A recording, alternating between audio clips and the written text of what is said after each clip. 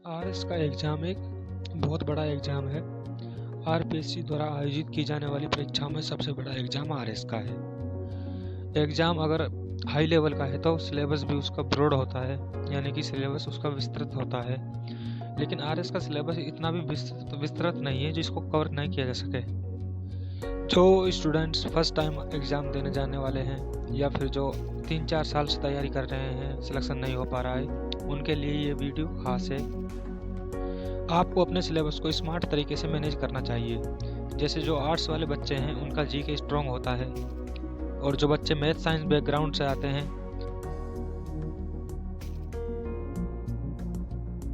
उनका बायोलॉजी वाला पोर्शन यानी सामान्य विज्ञान वाला पोर्शन स्ट्रॉन्ग होता है। तो बचे हुए 60 दिन के अंदर अंदर आपको अपने वीक पोर्शन वाले हिस्से को अपग्रेड करना है।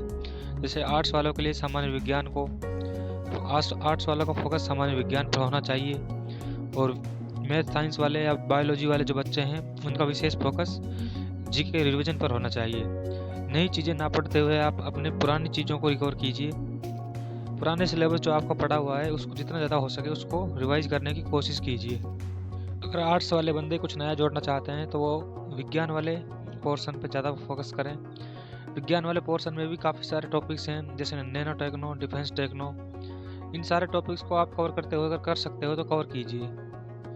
मैथ के जितने टॉपिक्स हैं, compound interest, loss and percentage, प्रायिकता, ये सारे टॉपिक्स अगर आपसे कवर हो जाएं तो बहुत अच्छी बात है। अगर कवर नहीं हो तो इनमें से कुछ टॉपिक सेलेक्ट कीजिए, उन पर अपना फोकस कीजिए, और हर सब्जेक्ट के लिए टाइम फिक्स कर लीजिए। जैसे 15 दिन में मैथ कवर करनी है तो 15 दिन में मैथ कवर हो जानी चाहिए।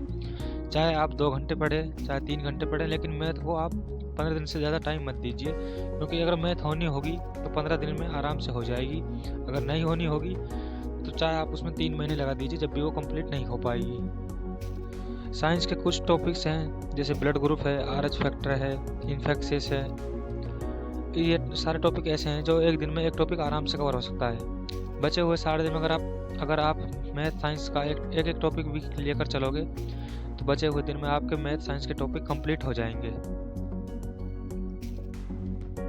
इसलिए आप नई चीज़ें अगर ऐड करना चाहते हैं तो अपने वीक पोर्शन से ऐड कीजिए। मैथ आर्ट्स बैकग्राउंड वाले बच्चे जो होते हैं मैथ साइंस से काफ़ी डरते हैं, लेकिन ऐसा कुछ नहीं है सिलेबस में जिससे डरा जाए। सारा सिलेबस कवर हो सकता है।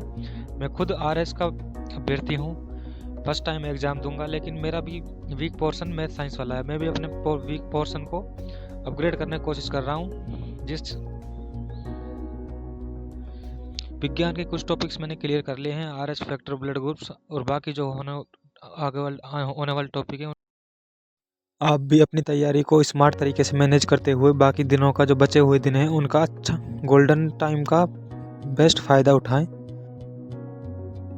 बचे हुए दिन में अपने वीक पोर्शन, अपने वीक टॉपिक्स, अपने वीक सिलेबस का अपने वीक पोर्शन को ही आप फोकस करें और उसी में से बेस्ट करने की कोशिश करें। अगर साइंस मैथ के 3-4 टॉपिक भी क्लियर हो जाते हैं आर्ट्स वाले बंदों के लिए तो काफ़ी हेल्पफुल रहता है। और GK, GS, biology, science, math और बायोलॉजी बैकग्राउंड वाले बच्चों का अगर जीके के 2-4 टॉपिक क्लियर हो जाते हैं तो उनको काफ़ी फ़ायदा मिलता है। तो अपनी तैयारी को मैनेज करते हुए सही तरीके से सिलेबस को आप डिवाइड कीजिए, और डिवाइडेशन के आधार पर ही आप उनको टाइम फिक्स कर लीजिए। 15-15 दिन का डिवाइडेशन बेस्ट रहेगा मेरी तरफ से। तो बाकी आप अपने मैनेज कर सकते हैं खुद।